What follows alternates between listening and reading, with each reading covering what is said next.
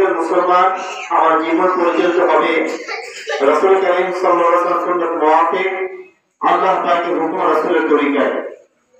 আমরা ইসলামটা থেকে তাওরাত অর্জন করার জন্য, পবিত্রতা অর্জন করার জন্য কোন কোন জিনিসগুলো আমরা ব্যবহার করতে পারবো না সে বিষয়ে ধারাবাহিকভাবে আমাদের মাঝখানে উপস্থাপন করবেন অত্র মাদ্রাসার প্রথম জামাতের শিক্ষার্থী, প্রথম জামাতের ছাত্রী সঞ্জিত আক্তার।